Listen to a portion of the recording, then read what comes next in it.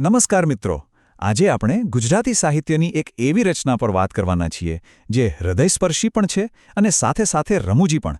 રમણલાલ સોમણી દ્વારા લખાયેલી ડોશી અને રામલાનો પ્રેમ. જુઓ, માણસો વચ્ચેના પ્રેમની વાતો તો આપણે ઘણી સાંભળી છે, ખરું ને? પણ જ્યારે એક મૂંગા પાણી અને એક વૃદ્ધ સ્ત્રી વચ્ચેનો નિસ્વાર્થ પ્રેમ જોવા મળે ત્યારે એ કંઈક અલગ જ અનુભવ હોય છે. આ કોઈ સામાન્ય વાર્તા નથી, પણ એક એવી સફર છે જે આપણને હસાવશે અને અંતે કંઈક ઊંડું વિચારતા પણ કરી દેશે. તો ચાલો ફટાફટ જોઈએ કે આ નાનકડી કવિતા આપણને શું કહેવા માંગે છે. હવે આ કવિતાની શરૂઆતમાં જ એક બહુ જ મહત્વની વાત આવે છે. એમાં સ્પષ્ટ લખ્યું છે કે આ ગીતમાં એક પ્રાણી અને મનુષ્ય વચ્ચેના લાગણી સંબંધ અને વ્યાકુળતાનું વર્ણન છે. આ વાત ખાસ મગજમાં રાખવા જેવી છે, કારણ કે આ કોઈ સામાન્ય બાળવાર્તા નથી. આ તો સહાનુભૂતિ અને જ્યારે આપણા પોતાના લોકો બીમાર પડે ત્યારે આપણને અંદરથી જે ચિંતા અને ગભરામણ થાય છે ને, એનું એકદમ સચોટ ચિત્ર છે. અને આ જ બાબત આ કવિતાને આટલી ખાસ બનાવી દે છે. તો ચાલો સીધા કવિતાના પાત્રો પર જઈએ. અહીં બે મુખ્ય પાત્રો છે. એક તો આપણી પ્રેમાળ, વાત્સલ્યથી ભરેલી ડોશી અને બીજું છે એમનું વહાલું માકડું, એટલે કે વાંદરો. કવિતામાં બહુ મસ્ત રીતે કીધું છે, નાના શા કાન, લાંબી પૂંછડી જીરે.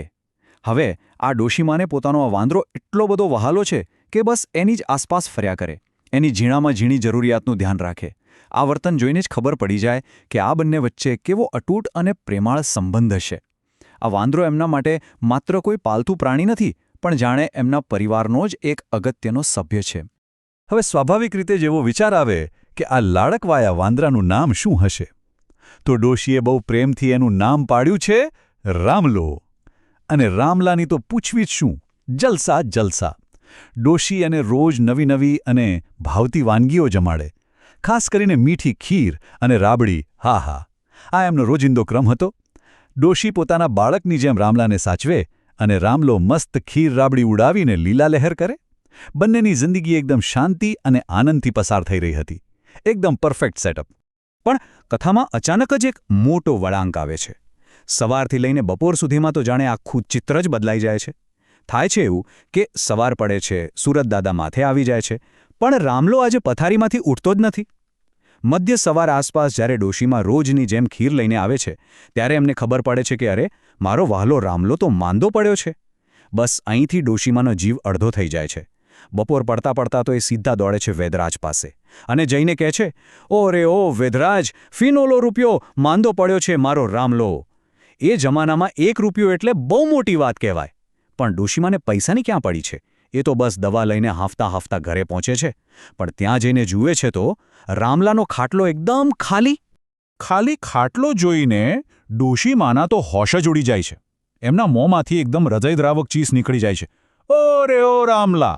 વિચારો, આ માત્ર કોઈ ભૂમ નથી, પણ એક માની વેદના છે. રામલો ક્યાંય દેખાતો નથી, એટલે ડોશીમાં તો ગાંડાની જેમ આખું ગામ માથે લે છે. એમને સતત એ જ ડર સતાવે છે કે બીમાર રામલો ક્યાંક પડી ગયો હશે, ભૂલો પડી ગયો હશે. થાકની તો કોઈ પરવા જ નથી. એ બસ પોતાની પૂરી તાકાતથી એને શોધતા જ રહે છે.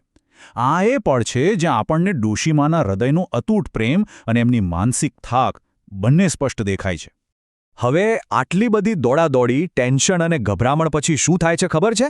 જ્યારે બિચારા ડોશીમાં થાકી હારીને પાછા ઘરે આવે છે ત્યારે એ એકદમ ચોંકી જાય છે. એમનો પેલો બીમાર રામલો આરામથી બેઠો પીપુડી વગાડી રહ્યો હોય છે. હા, બરાબર સાંભળ્યું, પીપુડી. અને આટલું ઓછું હોય એમ, જ્યારે ડોશીમાં ગુસ્સે થઈને એને મારવા લાકડી ઉઠાવે છે ત્યારે જુએ છે કે રામલો તો શાંતિથી પેલી ખીર ચાટી રહ્યો છે. મતલબ કે એક મોટો નિસાસો નાખવા જેવી પળ. જેની આટલી બધી ચિંતા કરી એ ભાઈ તો સાવ સાજા સારા થઈને મસ્તીના મૂડમાં હતા. ડોશીમાની બધી ચિંતા જાણે એક જ સેકન્ડમાં હવામાં ઓગળી જાય છે. અને આ દ્રશ્ય બહુ જ અદ્ભુત રીતે દર્શાવે છે આખી કવિતાનો ખરો મર્મ અને સૌથી હૃદયસ્પર્શી ક્લાઇમેક્સ. અહીં જુઓ કે પરિસ્થિતિ કેવી રીતે પલટાઈ ગઈ છે. એક બાજુ ડોશીમા છે જે રામલાને શોધીને એટલા થાકી ગયા છે કે શ્વાસ ખાવા માટે સીધા પથારીમાં જ ઢળી પડે છે. એમનામાં હવે ઊભા રહેવાની પણ શક્તિ બચી નથી. અને બીજી બાજુ એ જ રામલો છે. જ્યારે ડોશીમા આંખ ખોલે છે ત્યારે રામલો એમની સામે એકદમ તૈયાર ઊભો છે. અને એના હાથમાં શું છે? એ જ દવાનો બાટલો જે ડોશીમા એના માટે લાવ્યા હતા. જાણે રામલો એની ભાષામાં એમ કહેવા માંગતો હોય કે આટલી દોડાદોડીથી હવે થાક લાગ્યો હશે તો આ દવા પીવાની જરૂર છે. આ ભૂમિકાઓની અદલાબદલી એક અદ્ભુત કટાક્ષ છે અને પ્રાણીના પ્રેમનું આનાથી શ્રેષ્ઠ ઉદાહરણ બીજું શું હોઈ શકે? તો છેવટે આખી વાર્તા આપણને એક બહુ ગહન પ્રશ્ન પર લાવીને ઊભા રાખે છે. શું આ સમર્પણ એ નથી દર્શાવતું કે પ્રાણીઓ પણ માણસો જેટલી જ ઊંડાણપૂર્વક કાળજી અને પ્રેમને સમજે છે? રમણલાલ સોનીની આ નાનકડી પણ સુંદર કવિતા આપણને એ વિચારવા મજબૂર કરી દે છે કે પ્રેમ ક્યારેય એકતરફી હોતો જ નથી. ડોશીમાએ રામલા માટે જે વ્યાકુળતા બતાવી, બરાબર એવી જ કાળજી રામલાએ પણ બતાવી જ્યારે એણે થાકેલા ડોશીમાને દવાનો બાટલો આપ્યો. કોઈપણ જાતના શબ્દો વિના એ બંને એકબીજાની લાગણી સમજી ગયા. શું આ વાત આપણને આપણી આસપાસના પ્રાણીઓ પ્રત્યે થોડા વધુ સંવેદનશીલ બનવાની પ્રેરણા નથી આપતી? ચોક્કસ આપે છે.